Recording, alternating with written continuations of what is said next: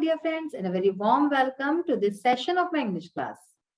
बच्चों, आज हम जो हमारा चैप्टर चल रहा था पिछले 2 सेशन से, द लॉस्ट चाइल्ड यानी खोया हुआ बच्चा, इसी के आज एक्सरसाइज पार्ट को देखने वाले हैं. इसमें ग्रामर सेक्शन रहेगा और इसके साथ ही जो चैप्टर से रिलेटेड कुछ एक्सरसाइज है वो भी देखेंगे.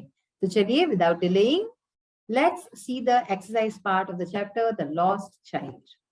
Let's start with the glossary and notes. We have read some new words in the chapter. तो आज हम उन्हीं नए शब्दों के मीनिंग्स देखेंगे हिंदी और इंग्लिश में. First word is brimming.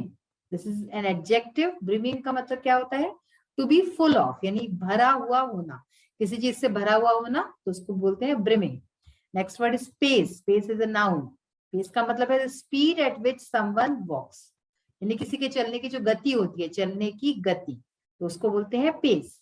Next word is lagged. Lagged behind, ऐसा आया था ना, तो ये lagged is a verb. Moved slower than other people. Fell behind, यानी कि पिछड़ गया. कोई जब पीछे रह जाता है तो उसको हम बोलते हैं लैग्ड. ठीक है ना.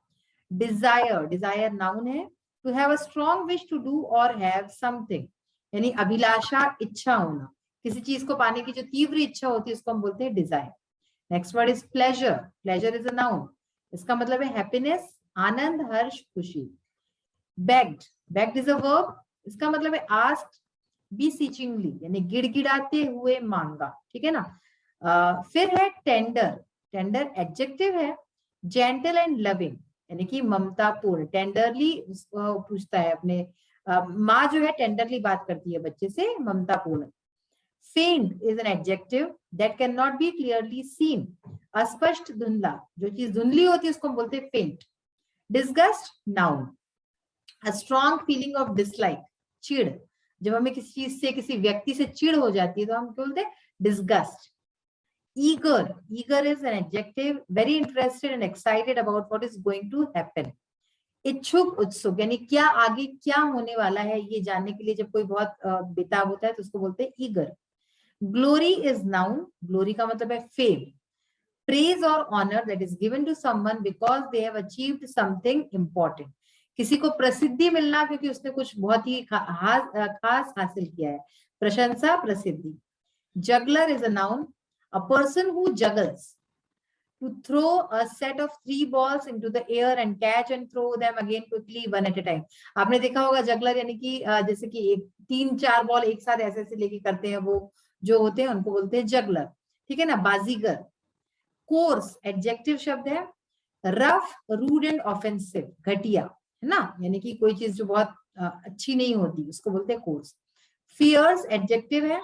एंग्री एंड एग्रेसिव, गुस्सा में होना, गुस्से में होना. शोइंग स्ट्रॉन्ग फीलिंग्स और लॉट ऑफ एक्टिविटी. उत्तेजित, भयानक, इसको बोलते हैं फियर्स. देन है sob is a verb. Sob का मतलब cried noisily, taking sudden sharp breaths. सिसकना, आपको मैंने एक शब्द बताया था सॉफ्ट यानी सिसकना. तो ये तो हमारे हो गए कुछ वर्ड मीनिंग्स. अब आइए आगे देखते हैं हमें कि कौन सी एक्सरसाइज करनी है. थिंक एंड राइट इसमें ट्रू फॉल्स. ये जो एक्सरसाइज है इसको देखते हैं. The child came to the fair with his uncle, यानी कि बच्चा मेले में अपने अंकल के साथ आया था. This is a false statement. यहाँ पे आप लिखेंगे फॉल्स. ठीक है ना, क्योंकि वो अपने पेरेंट्स के साथ आया था. Next is The child was happy when he entered the fair. यानी बच्चा बहुत खुश था जब वो मेले में आया. तो this is true, सही है ये. The child did not want to buy the balloons. बच्चा गुब्बारे खरीदना नहीं चाहता था. This is false. वो गुब्बारे खरीदना चाहता था, तो यहाँ पे आप लिखेंगे false. Next, there were very few people in the fair. मेले में बहुत कम लोग थे. गलत है ये भी. मेले में बहुत ज्यादा भारी क्राउड था. So this is also false. यहाँ पे भी आप false लिखेंगे. The child's parents had told him to listen to the flute. बच्चे के पेरेंट्स ने, माता पिता ने उसको बताया था कि उसको बांसुरी की धुन को सुने. Again this is also false. गलत है. उन्होंने उसको रोका था कि वो ना सुने ऐसी धुनें, तो false है. The juggler was selling sweets. Juggler जो था वो मिठाई बेच रहा था. Wrong, है ना. This is also false statement. There were camels in the fair. Fair में, उस मेले में कैमल्स यानी ऊंट थे. गलत, तो ये भी false. And last, the child's favourite sweet was gulab jamun. बच्चे का जो पसंदीदा मिठाई थी वो गुलाब जामुन थी, तो ये भी फॉल्स है क्योंकि उसकी पसंदीदा मिठाई थी बर्फी। नेक्स्ट है ऑप्शंस इसमें दिए हुए हैं 4 और हमें सही ऑप्शन पे टिक करना है। Why did the boy start crying? लड़के ने रोना क्यों शुरू कर दिया? Because his parents were not buying him the things he wanted. क्योंकि उसके पेरेंट्स उसको चीजें नहीं खरीद के दे रहे थे जो वो चाहता था। Because a man had picked him up, क्योंकि एक आदमी ने उसे उठा लिया। Because he lost his parents, क्योंकि वो अपने पेरेंट्स को खो चुका था, या फिर because a snake had bit him, कि उसको एक सांप ने डस लिया था। तो सही ऑप्शन क्या है? Because he lost his parents. Second, which of these things the man did not offer to the child?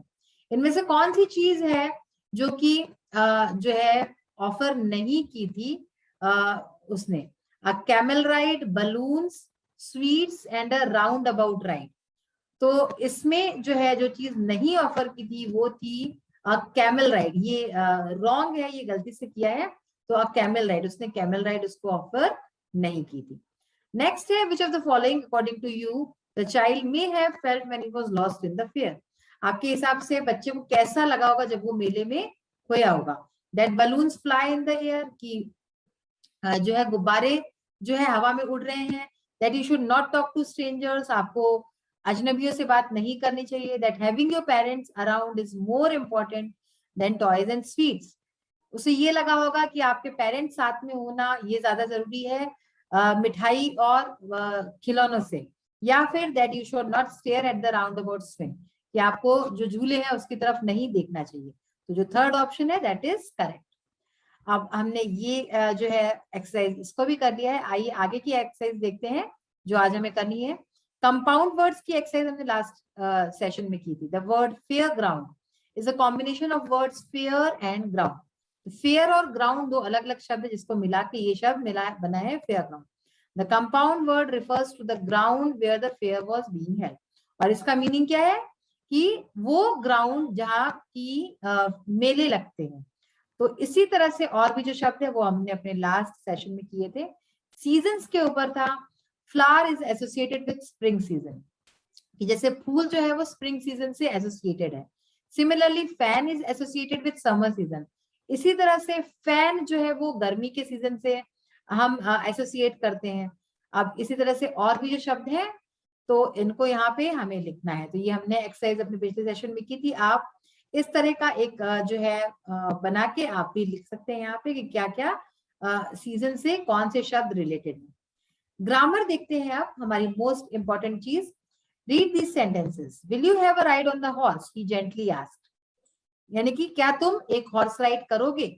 उसने प्यार से पूछा। Would you like the balloons? क्या तुम्हें बलून्स पसंद है? He asked gently.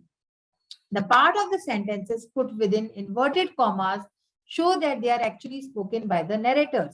तो ये जो inverted commas में जो हमारा पार्ट लिखा हुआ है वो क्या दिखाते हैं कि जो नरेटर है, जो बोलने वाला है, उसके एक्चुअल वर्ड्स है, उसने क्या बोला। तो spoken by the narrators, speaker, speaker जो बोल रहा है उसके ये एक्चुअल वर्ड्स हैं। So they are in direct speech, तो इसको हम डायरेक्ट स्पीच बोलते हैं।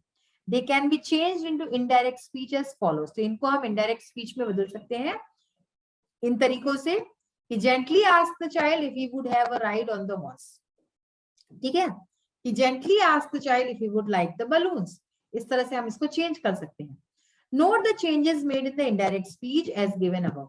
तो अब इसमें क्या क्या चेंजेस हुए इसको नोट करते हैं हम डायरेक्ट से इनडायरेक्ट करने में। ना ये देखिए इसमें क्या है कि इन्वर्टेड कॉमास हमारे हट गए और हमारा जो क्वेश्चन मार्क था हट गया, और जो हमारा टेंस था वो भी कहीं कहीं चेंज हो गया। तो ये सारे चेंजेस थे जो हमने इसमें किए। फिर इसकी एक्सरसाइज हमने पिछले सेशन में कर ली थी। लेट्स टॉक, इसमें देखिए let's talk to the shopkeeper. एक शॉपकीपर के यहाँ आप जाते हैं और कुछ सामान लेते हैं, तो इसी चीज को आप अगर इंग्लिश में करेंगे तो कैसे करेंगे? Work in pairs and role play. Role play करना है, आप अपने फ्रेंड्स के साथ कर सकते हैं। One of you become a shopkeeper of a shop of your liking. आप में से एक बच्चा एक शॉपकीपर बन जाए। Another can be the customer coming to the shop, और दूसरा बच्चा कस्टमर बन जाए। Have a conversation about something you want to buy और inquire about with the shopkeeper. तो आप जैसे हिंदी में बात करते हैं शॉप्स पे जाके, वैसे ही हमें इंग्लिश में बात करनी है। तो देखिए ऐसी एक कन्वर्सेशन दी हुई है, आप आपस में मिलकर कर सकते हैं। Shopkeeper, what can I get you? Shopkeeper पूछता है क्या मैं तुम्हारे लिए क्या कर सकता हूँ, क्या दूं? चाइल्ड कहता है अ काइट, यानी कि एक पतंग। Shopkeeper, which one? कौन सी? Child Jaipuri, shopkeeper here it is, यानी कि ये रही। चाइल्ड कहेगा but it is torn from this side, लेकिन ये तो इस साइड से फटी हुई है, टॉर्न यानी फटी हुई। फिर शॉपकीपर कहता है oh I will replace it, try this, तो कहता है कि ओ मैं इसको बदल देता हूँ, इसको देखो। चाइल्ड कहता है thanks this is great, how much is it, तो बच्चा कहेगा कि थैंक यू, ये बहुत अच्छी है और इसकी कॉस्ट क्या है। Then the shopkeeper says 2 rupees only, वो कहता है कि सिर्फ 2 रुपए। Child here it is, thank you, child पैसे देते हुए कहेगा ये रहे और थैंक यू। तो इस तरह से आप जो है अपने खुद की भी कन्वर्सेशन कर सकते हैं अपने फ्रेंड्स के साथ। आइए अब इसका लास्ट सेशन देखते हैं। So let's start with the composition. Right in about 4-5 sentences your experience at a fair, यानी कि 4-5 वाक्यों में आपको आपके मेले का कोई एक्सपीरियंस अनुभव बताना है। Visiting a village fair is a thrilling experience, यानी कि एक गांव के मेले को विजिट करना, वहां जाना एक बहुत ही थ्रिलिंग एक्सपीरियंस है, रोचक रोमांचक एक अनुभव होता है। The place is filled with a lot of noise, वो जगह जो है बहुत सारे शोर शराबे से भरी होती है। Once I had visited a village fair with my parents, तो एक बार मैं अपने पेरेंट्स के साथ जो है गांव के मेले में गई। There I saw people of all ages in colourful dresses, वहां मैंने लोगों को देखा, हर एज ग्रुप के लोगों को, हर उम्र के लोगों को कलरफुल ड्रेसेस पहने हुए।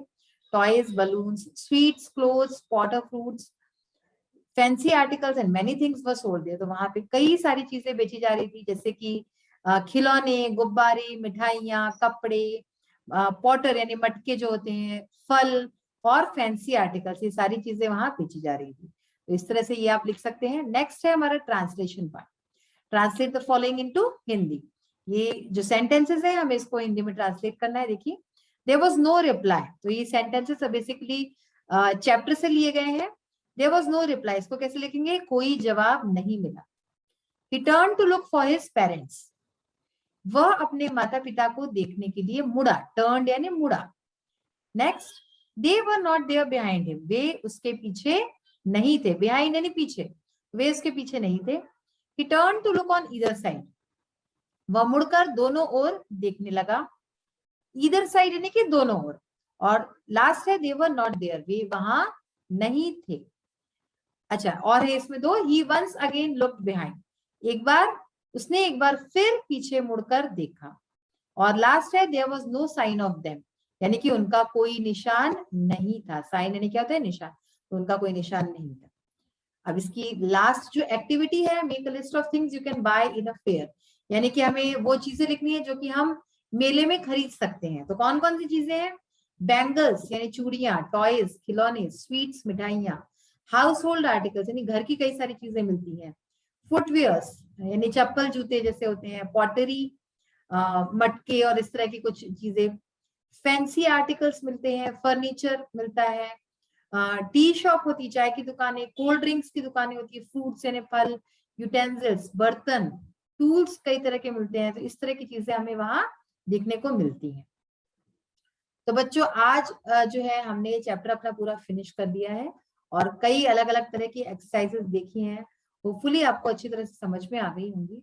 इन एक्सरसाइजेस को बार बार देखिए अगर आपको एक बार में समझ में नहीं आती तो, और इनका अच्छी तरह से आप जो है रिविजन कीजिए। तो आज का सेशन यही फिनिश करती हूँ। We will meet in the next session. Till then have a nice day, take care of yourself, bye, thank you.